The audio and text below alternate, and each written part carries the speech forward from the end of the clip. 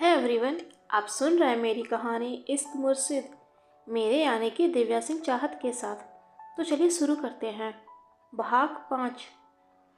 कुछ देर बाद ही सिया कंचन के साथ अच्युत और राध्या भी घर के बाहर खड़े किसी साधन का इंतजार कर रहे थे ताकि उसके जरिए वो अपने मंजिल तक पहुंच सके। तभी सामने से आ रहे एक 3 पहिए रिक्शा को देख कंचन ने काफ़ी ऊंची आवाज़ में कहा, ओए रिक्शा, राम मंदिर चलोगे क्या? लेकिन जवाब में उस रिक्शे वाले ने अपनी गर्दन को ना में हिला दिया था, जिसे देख कंचन थोड़ी झुंझला उठी थी। लेकिन इन सबको देख राध्या काफ़ी खुश थी, जैसे उसे यह सब काफ़ी पसंद आ रहा हो। तो वही अच्युत अपनी नज़रों को चारों तरफ घुमाते हुए कहा, यहाँ कोई कैब नहीं मिलेगा? ओ शहरी बाबू, इन तंगलियों में पैदल चलने तक की जगह नहीं है। फिर आपके लिए कौन सा ओला उबर कैब अपनी जान को जोखिम में डालेगा? और वैसे भी अभी आप अपनी जुबान बंद रखिए। आपको जन्नत देखना भी है या नहीं? तो फिर कुछ समय के लिए खामोश रहिए, कंचन ने आगे कहा था। लेकिन उसकी बातों को सुन अच्युत खुद में थोड़ा बड़बड़ा उठा था। हाँ, कहीं वही वाली बात ना हो जाए, बड़ी गंगा बोलकर किसी छोटे नाली में कूदा दे। जिस पर अभी कोई कुछ कहता उससे पहले ही उनके सामने एक कार आकर रुकी। लेकिन उसके ड्राइविंग सीट पर बैठे राम को देख वो चारों एक क्षण के लिए चौंक से गए थे। साथ ही अभी सब अचानक से वहाँ पर राम की मौजूदगी को समझ पाते उससे पहले ही अपनी कार से बाहर निकलते हुए राम ने कहा, यहाँ किसी को चलना है या नहीं? और कार के पिछले दरवाजे को खोल दिया था, जिसे देख सब तुरंत नॉर्मल होते हुए अपनी गर्दन को भी हाँ में हिला दिया था। तभी राम ने भी उन्हें अंदर बैठने का इशारा किया, जिसे देख कंचन, राध्या और यहाँ तक कि सिया भी हल्का मुस्कुराते हुए कार के भीतर बैठ गई थी। और राम जो कार के गेट को बंद करने ही जा रहा था कि तभी उसकी नज़र कार से बाहर लटक रही सिया के घाघरे के ऊपर चली गई थी, जिसे देख उसने एक नज़र सिया को देखा, जिसकी नज़रें इस वक्त कहीं और देख रही थी। इस वजह से वह खुद नीचे झुका और उसके घाघरे को ठीक करने ही वाला था कि तभी अचानक से शायद सिया को भी इस बात का एहसास हो चुका था और काफ़ी जल्दबाजी में उसने खुद ही अपने घाघरे को अंदर खींच लिया था। लेकिन इस दौरान उसकी उंगलियां राम की उंगलियों को छू गई थी, जो दोनों के भीतर एक नए एहसास को पैदा करने के लिए काफ़ी था, क्योंकि इस वक्त वो एहसास दोनों के चेहरों पर साफ नजर आ रहा था। लेकिन अगले ही पल राम उस गेट को बंद करते हुए ड्राइविंग सीट की तरफ बढ़ गया था और भीतर बैठने ही वाला था कि तभी पीछे खड़े अच्युत ने कहा, वाह राम भैया वाह, आपका सगा भाई, सगा खून मैं, लेकिन कार का गेट इन गैरों के लिए खोला जा रहा और मेरे लिए? बैठना है तो चुपचाप अंदर आकर बैठ जा, वरना आगे तेरी मर्जी, राम ने कहा और अपने सीट पर जाकर बैठ गया था। तो वही अच्युत भी अपने सिर को झटकते हुए थोड़ी झुंझलाहट में आगे बढ़ा और राम के बगल वाली सीट पर जाके बैठ गया था। कुछ देर बीते, रास्ता थोड़ा लंबा था, लेकिन कार के भीतर काफ़ी खामोशी थी, क्योंकि भीतर बैठे वो पांचों 2 जगहों से ताल्लुक़ रखते थे।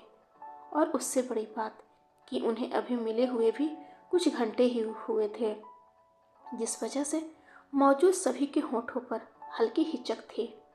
तभी अच्युत ने अपनी उंगलियों को आगे बढ़ाते हुए एफएम स्टार्ट कर दिया था, जिस पर चल रहा इस वक्त एक गाना जो 2 दिलों को जोड़ने का काम कर रहा था। और उसके बोल थे, पहला पहला प्यार है, पहली पहली बार है, जान के भी अनजाना कैसा मेरा यार है, पहला पहला प्यार है, पहली पहली बार है।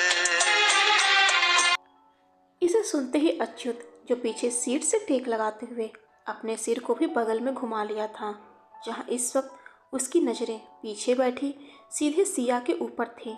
तो वही सिया जिसकी नज़रें अभी सामने उठी ही थी कि उसकी नज़रें सामने मिरर में राम की नज़रों से टकरा चुकी थी। उसने हड़बड़ी में अपनी पलकों को नीचे झुकाते हुए अपनी मुट्ठियों को भी कस लिया था। चेहरे पर एक हया साफ नजर आ रहा था, लेकिन राम की नज़रें अपलक उसे ही देख रही थी। उसकी आंखों में इस वक्त एक चमक थी, तो वही गाने के आगे के बोल। उसकी नजर पलकों की चिलमन से मुझे देखती, उसकी नजर उसकी हया अपनी ही चाहत का राज खोलती, उसकी हया छुपके करे जो वफा, ऐसा मेरा यार है। ओ, पहला पहला प्यार है, पहली पहली बार है। जिसे सुनते हुए पैसेंजर सीट पर बैठा अच्युत सिया को इस तरह से पलके झुकाते देख उसकी नज़रें बगल में बैठे राम के ऊपर चली गई थी।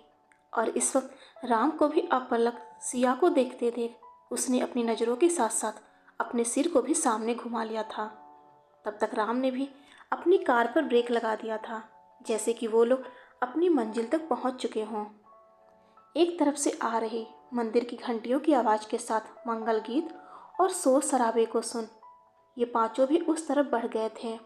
सामने रामलला की मंदिर की सुंदरता को देख वो तीनों अपनी जगह पर ही सन्न रह गए थे। तभी उन्हें ऐसे देख सिया ने मुस्कुराते हुए कहा था, हमने कहा था ना कि आपको हम स्वर्ग के दर्शन कराएंगे, तो ये है हमारे अयोध्या का स्वर्ग। जिसकी बातों को सुन वहाँ सभी निशब्द थे, लेकिन उनकी होठों की मुस्कुराहट ये साफ बता रही थी कि वो लोग सिया की बातों से सहमत भी थे। मंदिर के भीतर आज राम के साथ कदम रखते वक्त सिया की आंखों के कोरों पर एक नमी भी उतर आई थी। शायद अब तक उसने जो भी रामलला से मांगा था या फिर मांगती आ रही थी, शायद आज वो पूरा हो गया था। तो ही आज सिया भी उनके सामने अपने दोनों हाथों को जोड़ते हुए मुस्कुरा रही थी। राम जी, मेरी हर इच्छा को तो पूरी कर दिया आपने। आज मुझे मेरे राम से मिला दिया, हमारी जोड़ी बना दी। अब बस इसे हमेशा ऐसे ही सलामत रखना, और इससे ज़्यादा मुझे आपसे कुछ नहीं चाहिए। अपने जोड़े हुए हाथों को सिया ने मुस्कुराते हुए उसे माथे से लगा लिया था। और वहाँ से सब दूसरी तरफ बढ़ गए थे, जहाँ इस वक्त काफ़ी मात्रा में भीड़ और चहल पहल था, जैसे कि वो कोई मेला हो। एक तरफ कई तरह की रंग बिरंगी दुकानें सजी हुई थीं, तो दूसरी तरफ कई तरह के झूले, जिन्हें देखते हुए राध्या ने काफ़ी चहकते हुए कहा था, यार, दिल्ली में तो हमने कभी भी इस तरह का मेला नहीं देखा था। ऐसा तो हमने बस किताबों के पन्नों या फिर फिल्मों में देखा था। कितना एक्साइटिंग लग रहा है यार। तभी अचानक से दूसरी तरफ से आते कुछ लड़कों की टुकड़ी, जो लगभग दौड़ते हुए कहीं जा रही थी। वो किनारे खड़ी सिया के बगल से ही गुजरने वाली थी, और शायद उनसे सिया को धक्का भी लग सकता था। उससे पहले ही उसकी कलाई को पकड़ते हुए राम ने उसे खुद के करीब खींच लिया था। लेकिन उसके ऐसा करने से सिया की धड़कनें जैसे एक क्षण के लिए बंद हो गई थी।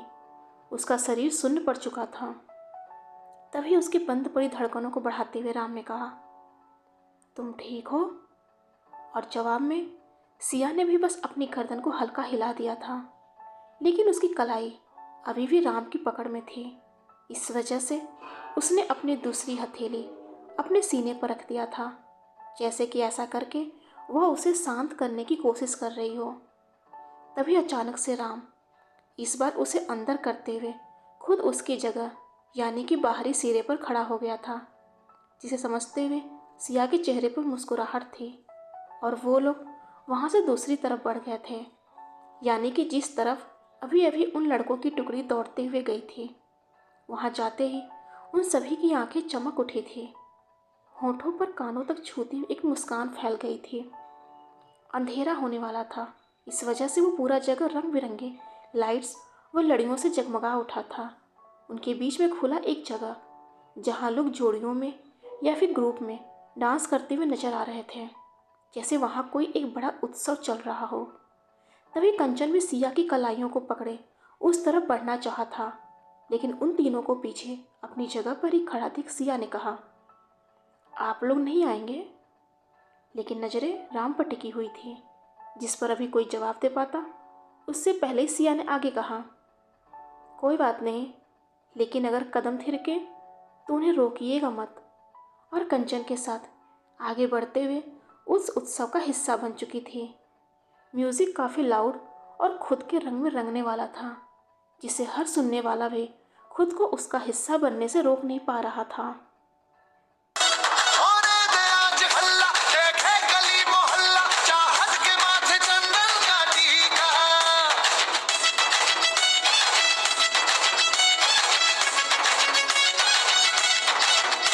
है राम सीता इसमें, शर्मो हया की रस्में, जिनमें मोहब्बतों का तरीका।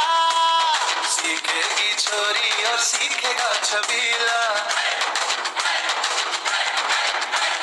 सीखेगी छोरी और सीखेगा छबीला। राम सिया की देखो निराली है प्रेम लीला। सामने लोगों को खुद में मग्न इस तरह से उत्सव मनाते देख अच्युत और राध्या भी खुद को रोक नहीं पाए थे, और वो दोनों भी सिया और कंचन की तरफ ही दौड़ते हुए उनके साथ उस उत्सव का हिस्सा बन चुके थे। तो वही पीछे रह गया राम, अभी भी अपनी जगह पर ही खड़ा, बस एकटक सिया को देख हल्का मुस्कुरा रहा था। तभी सिया भी उसे अकेला देख खुद ही उसकी तरफ बढ़ गई थी, लेकिन राम की नज़रें अभी भी उस पर ही टिकी हुई थी। और राम के करीब आते ही सिया ने उसकी तरफ अपनी हथेलियों को बढ़ा दिया था, जैसे कि वो राम को भी उस उत्सव का हिस्सा बनाना चाहती हो। और राम भी एकटक उसे ही देखते हुए इस बार उसकी हथेलियों पर अपनी हथेलियों को रख दिया था। लेकिन तब तक म्यूज़िक के बंद होते ही चारों तरफ तालियों की आवाज़ गूंज उठी थी, जैसे कि वो उत्सव ख़त्म हो गया हो। फिर भी सबके चेहरे पर इस वक्त एक अलग ही खुशी चमक रही थी। लेकिन इस वक्त वह सभी इस बात से भी अनजान थे कि इस वक्त उन पांचों के पीछे अपने कुछ दोस्तों के साथ मंगल हर जगह उनका पीछा कर रहा था। वह दूर रहकर ही उन पर नज़र रखा हुआ था, जैसे कि एक सही वक्त आने पर वो अपने किसी मंसूबों को अंजाम देना चाहता था। तो वही काफ़ी रात होता देख वह पांचों घर के लिए लौट आए थे। लेकिन घर लौटते वक्त राध्या और अच्युत के चेहरे पर एक अलग ही खुशी थी। पूरे रास्ते उनकी बातों में मंदिर और उस उत्सव के ही चर्चे थे। उन्होंने उस जगह से कुछ खरीदारियां भी की थी, जिसे देखते हुए राधा की खुशी पहले से ज़्यादा बढ़ गई थी और वो लोग घर आ गए थे। लेकिन एक तरफ खड़ी रमा चौधरी जी उन्हें ऐसे साथ में हंसते बोलते देख थोड़ी नाखुश नजर आ रही थी। शायद उन्हें राम और सिया का इतनी जल्दी ऐसे साथ आना पसंद नहीं आ रहा था, क्योंकि एक तरह से देखा जाए तो ये सच भी था। राम जिसकी ज़िंदगी में वेदिका का एक अहम हिस्सा था, लेकिन यहाँ आने के बाद वह पूरी तरह से सिया में खो चुका था। उसे समझते हुए रमा चौधरी जी अपने फ़ोन पर अपनी उंगलियों को दौड़ाते हुए उसे कान से लगा लिया था। मुझे लगता है कि तुम्हें यहाँ आना चाहिए, रमा चौधरी ने कहा था। और कुछ क्षण तक दूसरी तरफ मौजूद शख्स की बातों को सुनने के बाद उन्होंने आगे कहा, इस वक्त राम को तुम्हारी ज़रूरत है। शायद वो तुम्हें काफ़ी मिस कर रहा है वेदिका, इसलिए मुझे लगता है कि तुम्हारे उन कामों से ज़्यादा इस वक्त तुम्हारा राम के पास रहना ज़्यादा ज़रूरी है। मैं तुम्हारा इंतज़ार करूँगी, रमा चौधरी ने आगे कहा। और उस कॉल को डिस्कनेक्ट करते हुए उन्होंने एक नज़र उस कमरे की तरफ देखा, जिसके भीतर थोड़ी देर पहले ही राम और अच्युत गए थे, और फिर अगले ही पल उस कमरे की तरफ देखा जिसके भीतर सिया के साथ राध्या गई थी। उन्हें देखते हुए इस वक्त रमा चौधरी के चेहरे पर एक तिरछी मुस्कान फैल चुकी थी, और हाथ में पकड़े उस फ़ोन को नचाते हुए उन्होंने कहा, ये बाप और बेटी मिलकर मेरे बेटे के शराफत का फ़ायदा उठाने चले थे, लेकिन अभी उन्हें ये नहीं मालूम कि मेरे राम के पीछे मेरा हाथ है, उसे उसकी माँ का साथ है।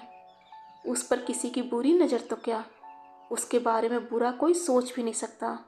खैर, इन बाप बेटी को जितनी खुशियाँ मनाना है मना लेने देते हैं, लेकिन आने वाले वक्त में इन्हें रुलाया नहीं तो मेरा नाम भी रमा चौधरी नहीं।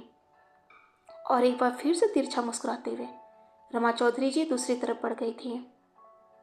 अगली सुबह होते ही अपने हाथ में 2 कप चाय की ट्रे पकड़े सिया इस वक्त राम के कमरे के बाहर खड़े किसी सोच में नजर आ रही थी। जैसे वो भीतर जाने में थोड़ी संकोच महसूस कर रही हो। लेकिन कुछ सोचते हुए उसने दरवाजे को हल्का खटखटा दिया था, जहाँ से कोई आवाज़ न आता देख। इस बार उसने थोड़ा जोर लगाया ही था कि वो दरवाज़ा खुद ही खुल गया था।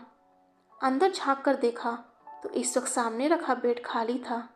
उसके साथ ही उस कमरे को भी खाली देख सिया भीतर चली आई थी और हाथ में पकड़े उस ट्रे को सामने टेबल पर रखना ही चाहा था कि टेबल पर रखी कांच की चूड़ियों पर उसकी नज़र पड़ गई थी। राम के कमरे में कांच की चूड़ियाँ, उसे देख उसकी आंखों में हल्की हैरानी थी, क्योंकि उन्हें देखकर सिया समझ चुकी थी कि ये चूड़ियाँ पिछली रात उस मेले से खरीदी गई थी। लेकिन किसके लिए? ये बातें उसे थोड़ा सोच में डाल दिया था। डियर फ्रेंड्स, आज के लिए बस इतना ही, लेकिन अगले भाग में जल्दी मुलाकात होगी। लेकिन हाँ, अगर आपको मेरी स्टोरी पसंद आ रही है तो प्लीज़ लाइक, कमेंट और मेरे चैनल को शेयर और सब्सक्राइब ज़रूर कीजिएगा। हर हर महादेव।